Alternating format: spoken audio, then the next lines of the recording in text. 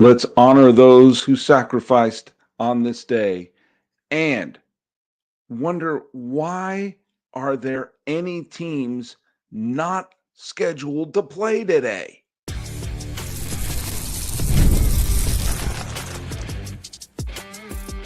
You are Locked On MLB, your daily MLB podcast, part of the Locked On Podcast Network, your team every day. Hello, baseball fans, and welcome to Locked On MLB, part of the Locked On Podcast Network, where it's your team every day. This is the daily podcast. We talk about all of Major League Baseball. I'm your host, Paul Francis Sullivan. Please call me Sully. Follow us at Locked On MLB Pods on Twitter or whatever they're calling it these days, and on Instagram. I'm your pal Sully. I'm at Sully Baseball Podcast on Instagram, but the best way to get a hold of me is right here by leaving comments on the YouTube page. And let's go through first of all, the trivia question that I did the other day, which was who is the only manager to win Manager of the Year in 4 different decades? And we got some great guests, including Jim Leyland's name came up. And Jim Leyland did indeed win the Manager of the Year in multiple decades, but not in 4 of them. Same for Bobby Cox. And a couple of people threw Terry Francona's name out, but Terry Francona never won Manager of the Year with the Red Sox. He only did in Cleveland.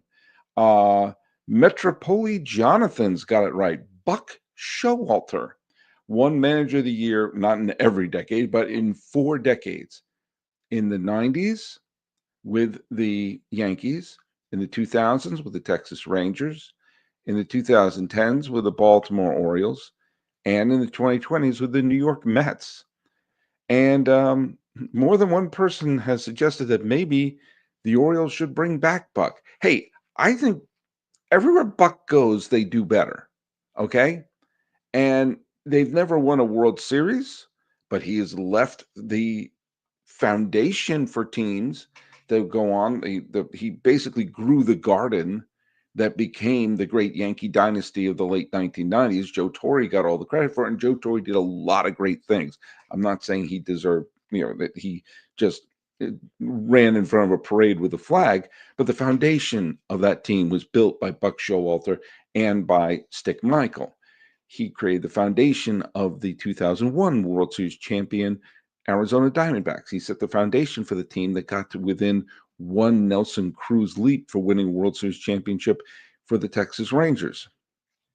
I will say, but the fact of the matter is, Showalter has been a great manager, and I think some of the teams that could use a decent manager right about now should be calling Buck Showalter up. Call me crazy, but I'll tell you what you can also call me is someone who's going to point out a mistake that somehow, in a weird way, like the tides, came back to me.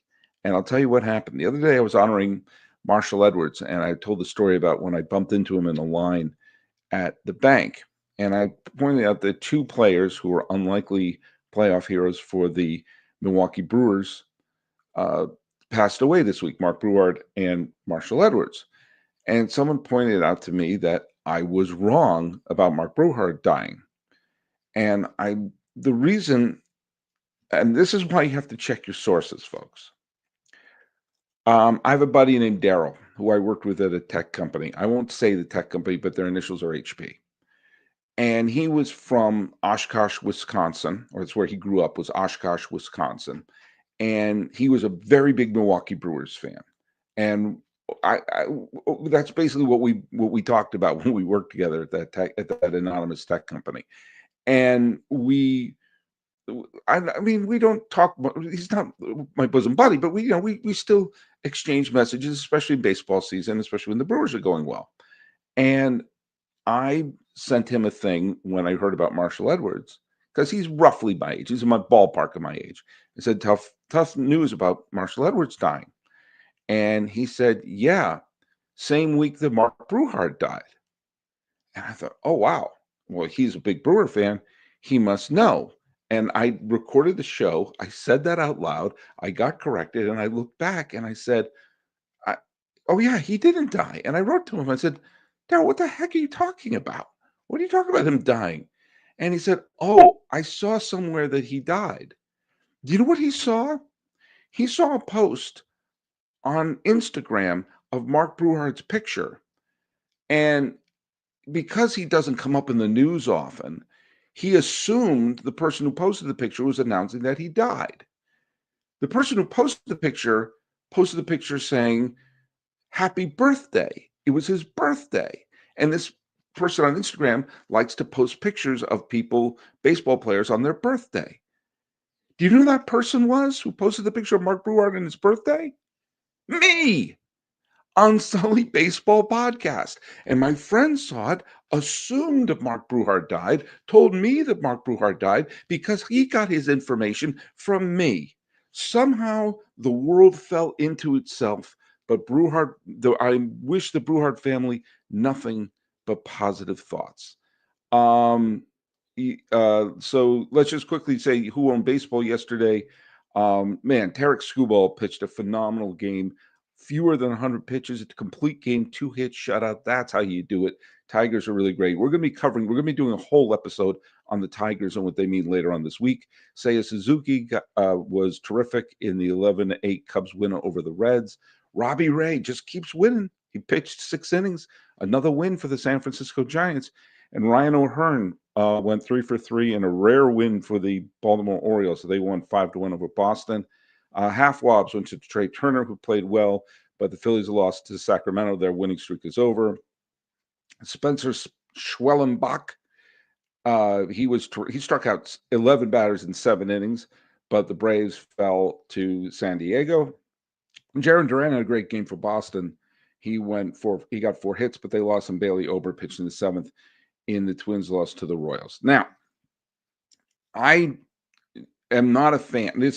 I'm not a fan of teams not playing on a holiday. I understand it is difficult to schedule things. And as Justin Lamas pointed out, Oakland and Philly have to travel from the West Coast to the East Coast. They're off today. Houston just played 17 games in a row, so they're also off. Yeah, I get that. I understand that.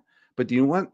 You work some of these scheduled things off. Maybe they have the day off on Tuesday and they travel then. Maybe you don't schedule 17 games in a row for Houston. I know that there's going to be some things that happen with weather and everything like that. I get that. But at the beginning of the year, there are some things that you should schedule in.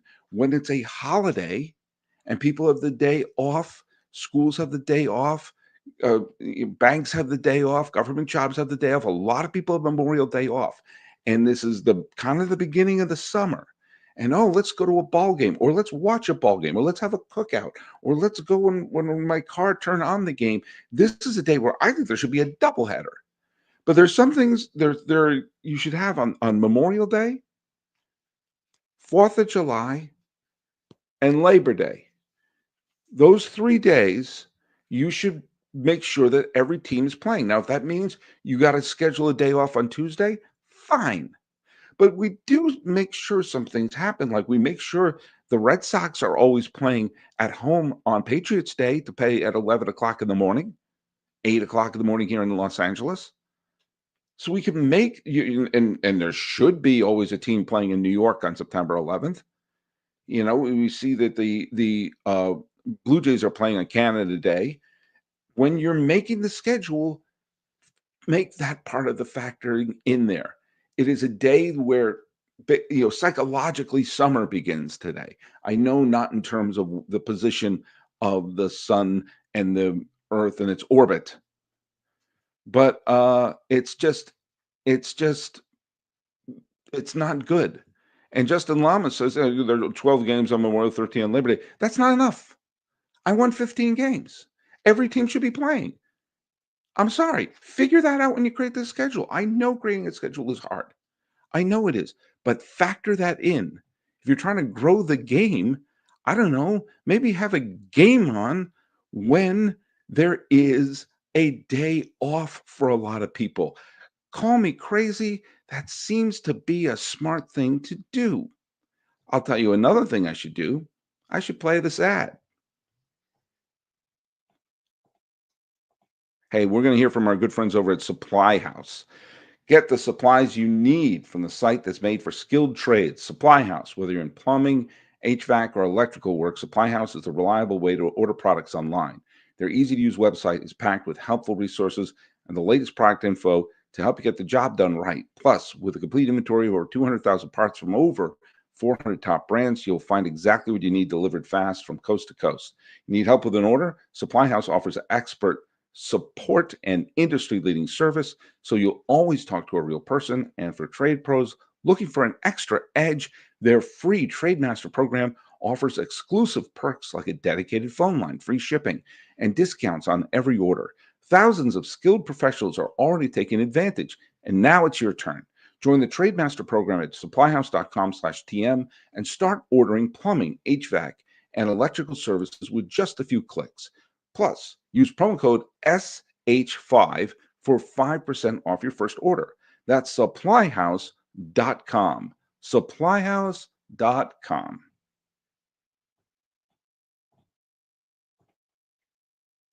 Now, yeah, the CBA is going to require a day off from going from Pacific to Eastern time zone. All right, Justin Lamas, here's some, and I am taking all of these things into account. I would rather have the team off on a Friday and playing on Memorial Day. It's important to play games on national holidays. If you are the sport of the summer, then you should be playing in the summer holidays. Memorial Day, 4th of July, Labor Day, every team plays. Now, if you got to schedule something off some of the time, do it. I understand it's part of the CBA. I don't want teams playing 30 games in a row. I don't. And what's happening with Houston, figure that out. Let's put those factors in, okay?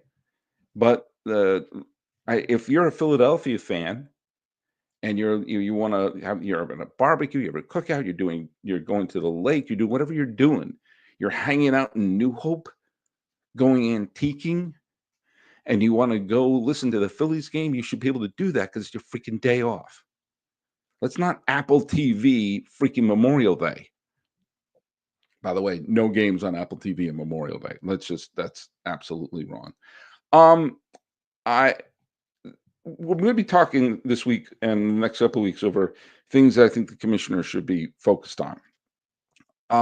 Obviously, the situations in Tampa and in Sacramento are really, really bad right now.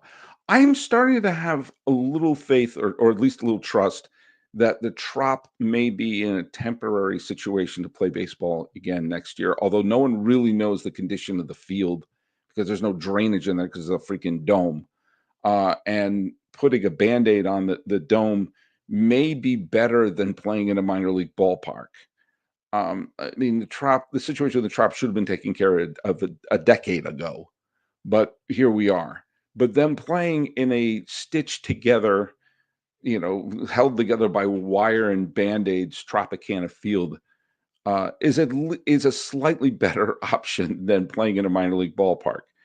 We're going to see what happens with Orlando. We're going to see what happens in downtown Tampa.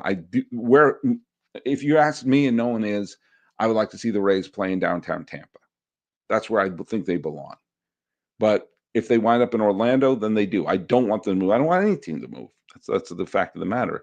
But we can't have this situation. There's one thing this commissioner has to step in about. Another thing he has to step in about is there may be having to be a situation you have to force a team to, I don't know, sell. Paul Skenes has thrown 201 innings in the major leagues. He's made 34 starts in the major leagues. And so he's had the equivalent of a full season, what would be normally considered a full season, which is 34 starts, about 201 innings for an ace pitcher. His numbers are off the charts. Obviously, in 201 innings, win-loss record of 14-8. I don't like to look at the win-loss records when you consider he's played for two crappy Pirate teams. The fact that he has a winning record shows a lot. His ERA is 2.10, which is really good in case you're keeping score at home. He's struck out 240 batters in 201 and 2/3 innings pitched and only walked 50 batters. His ERA plus is 200. His FIP is 251. His whip is under 1, 6.3 hits per 9 innings. It's just, I mean, I don't know how to take a look at, WAR for pitchers, but his WAR is 8. I'm guessing that's good. Okay.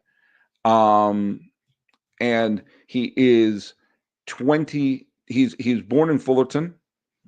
Go Titans. Although he went to LSU, could have recruited him. And he is 23 years old. He was going to be 24 he's going to be 23 years old in just a couple of days, actually, later this week. And he is playing on a Pirate team, which has good starting pitching. Mitch Keller's having a good, decent start to his year, and he's under 30 years old. Bailey Falter's made some good starts. He's under 30 years old. Andrew Heaney is over 30 years old, but he's been terrific so far this year. And Dennis Santana, who's one of their top relievers out of the bullpen, is having a good year. Is doing okay. So he's playing on a Pirate team in a winnable division with 4 really good starters, and Bubba Chandler is waiting in the wings. This could be a Pirate team with 5 good starting pitchers. And the talk around baseball is, will the Pirates trade him? Will the Pirates take someone who has barely thrown over 1 year in Major League Baseball and is under team control? The earliest year he could be a free agent is 2030. Okay, so they have him under control for the 2025, 2026, 2027, 2028, 2029, and the 2030 season. They have, I mean, that's half a decade of control of one of the top elite pitchers in baseball. And the discussion is, will they trade him? Because it's so obvious that the Pirates aren't going to sign him long term, which is insane. Now, you can talk to me about the fact that a player could be a Cy Young contender and fall off a cliff in terms of injuries and their value. I can only say Sandy Alcantara for that, who was the Cy Young Award winner, and I think he was unanimous a few years ago, or at least really close to that. And his value right now is lower than whale dung based upon how awful he's pitched this year. But the fact that the Pirates aren't jumping up and down saying, oh my God, we've got an ace. We've got someone to build a staff around, and we have pitchers who are, really could be a solid 2, 3, 4, and 5. So instead, let's go out and let's put together the best offense. Let's put together a mediocre offense, because a mediocre offense with a great pitching staff could go places, could win games, who could, I don't know, finish above 500, something that the Pirates haven't sniffed since before COVID. And build on that and build a fan base. Pittsburgh is a sports crazed city. They love their sports. They live for their sports. And when the Pirates are good, they love their Pirates. You saw when they were good in the mid 2010s, they filled up the joint, and it's one of the best ballparks in baseball. And if you're a young Pirate fan and you come to see an exciting team and you look at that view and everything like that, this is no longer Three Rivers. I went to Three Rivers Stadium. I had fun at Three Rivers Stadium, but when I was there, it felt like, welcome to Three Rivers Stadium, home of the Pittsburgh Steelers. We're letting the Pirates play here. This is the amazing ballpark that people could absolutely fall in love with. Now, the Pirates did make a move. And Don Kelly they don't have a winning record in the first, his 15, 16 games. But, the fact that this is even being burped, the fact that anything is, that this is even in people's mindset, that, well, what can we get for Paul Skenes? Do you know what you won't get for Paul Skenes? You won't get Paul Skenes. You may get a couple of decent players, and maybe some of those players will develop into nice major leaguers, but you won't get a difference-making pitcher. No one's going to trade you an ace like this. You have this. You build around this. And do you know what? Paul Skenes is roughly the age of some of the young players you'll get in return for him. The fact that the Pirates are so predictable that you know they're not going to do this is a point where the commissioner has to step in and say, if you're not going to be serious about this, then sell the damn team. They already went through this with Mike Trout, and they should order Moreno to sell the team because it's not working. And there's also weird, shady things happening. The fact that you have the mayor of Anaheim going to jail, and strange things and weirdness happening with the stadium, and everything being mismanaged there. Even though the Angels actually played pretty well recently, they went on a great winning streak and everything, which still hasn't taken them into the stratosphere. But I digress. If you're an ownership and you have landed upon this great pitcher and you are not building upon it, this is bad for baseball. Do you know what's good for baseball? I'll tell you what's good for baseball. To have a team like Pittsburgh rise from the ashes and start to win games. To not assume, not to have people go into Photoshop and photoshopping a Mets hat or a Cubs hat or Red Sox hat on him. But to say, hey, he's going to kick ass for the Pirates and make the Pirates good. The Cubs are a good team this year, but they're not unstoppable. And if you have a team with a terrific pitching staff and a good enough offense, you're going to win more series than you don't. And if you win more series than you don't, then you finish above 500. And if you finish above 500 in the National League Central, you have a decent shot of getting in there. And this player has been forged from the gods and placed down the three rivers and landed in PNC. And already 200 innings into his career, you're going to start shopping him for parts? Really? This is what we're doing? If this is what the ownership is doing, then the Pirates ownership is not serious. And if there's an ownership that's not serious, then it's the commissioner's job to recruit a crazy billionaire who is. That should be part of his job. Going around, finding crazy billionaires and say, hey, instead of being, we're in this, as I said, we're in a world where there are unhappy billionaires. They're billionaires saying, I've got more money than my great-great-great-great-grandchild could possibly spend. How can I get more? I wish I had more, which is weird. But you find those people and say, instead of becoming a James Bond villain, become a new Steinbrenner. That's a more fun kind of villain.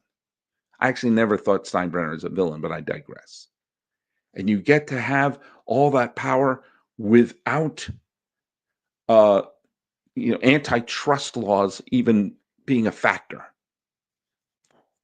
That should be what the commissioner is doing, recruiting billionaires. And you do that, and then you might have Paul Skenes playing his whole career in Pittsburgh. Assuming, of course, he doesn't go down with Tommy John, which probably happens to every pitcher now.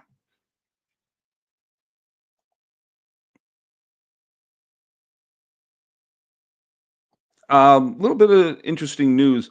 Orlando Arcia got designated for assignment 2 or 3 days ago. And last night it was announced it was official. He has been released from his contract with the Atlanta Braves. And this, again, shows you how fast life comes at you. In 2023, Brandon Hyde was the American League Manager of the Year, and Orlando Arcia was on the National League All-Star team. In 2025, Brandon Hyde and Orlando Arcia both got their pink slips within a week of each other. Life comes at you fast. But it came at, Arcia pretty quickly. He didn't have a good year last year. And he had a shot to be the full-time shortstop for the Atlanta Braves this year, and it didn't work out. The Braves got off to a horrible start, and Nick Allen has settled in to be the everyday shortstop. And Nick Allen is not going to make anyone forget about Barry Larkin, but he was playing well enough to to have Orlando Arcia basically lose his job. Now, Arcia, again, he's 2 years removed from being a National League All-Star. He was a member of the World Series championship in 2021. He wasn't a starter on that team. They still had Dansby Swanson. But when Swanson left, he took over, made the All-Star team look great. It was still under 30. It looked like he was going to be the shortstop for a long period of time. And it didn't work out. He got released. A team will pick him up. He's a major leaguer. A team will say, hey, especially if there are injuries out there and if someone needs infield depth or if there's unexpected injury on their squad, Arcia can just be signed for the major league minimum, as the Braves are going to basically, the Braves are going to pick up the rest, a couple of $1 million of his contract. So, if you're a team that has an injury to your infield, he's a completely risk-free option. So he will find work this year. I have no doubt about that. And then the first time you see a team have an injury to their infield right now, bring in Arcia, and the worst thing that happens is he doesn't work and it costs you virtually nothing. The best thing happens, he regains his all-star form from 2023. But it's funny how little things happen in baseball that if a ball bounces this way or ball bounces that way, one person could be a great hero and another person could be completely forgotten. I always think about in the 86 World Series, famously, the Red Sox were one strike away from winning. They lost to the Mets. And I've thought about that inning more than the bottom of the 10th of Game 6 more than I care to admit. But if Gary Carter, Kevin Mitchell, Ray Knight, or Mookie Wilson had popped up, if anyone just popped up, Jim Rice would have been in the Hall of Fame on the first ballot. Dwight Evans would be in the Hall of Fame right now. Marty Barrett would be one of the greatest figures in the history of Boston sports. And Dave Henderson might have been elected the governor of Massachusetts. And Wade Boggs and Roger Clemens may have been Red Sox for life. And Bill Buckner would have been remembered as a beloved, gritty, hard-nosed player who played hurt in the World Series. Things like that happen. Think about, I think Corey Kluber would have been the World Series MVP if the Cleveland Indians won the 2016 World Series. If the Rangers had a halfway decent bullpen in 1996, I think they would have beaten the Yankees in the playoffs, and Joe Torre would have been fired immediately. And these tiny things happen one way or the other, and it changes their position and reputation in a city and in the lore of a franchise.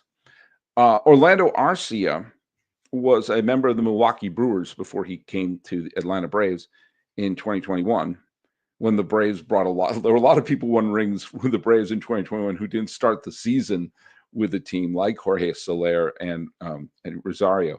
And Arcia started the year with Milwaukee and wound up winning a World Series ring with Atlanta that year.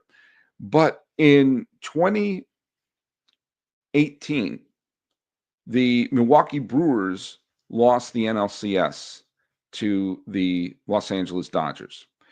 And it was a hard-fought NLCS, and it was one where the Brewers had a lead late in Game 2 that would have given them a 2-0 lead. They lost an extra inning game in Game 4 when they were trying to go up 3. If they won that game in Game 4, they would have been up 3-1 and be in complete control of the series.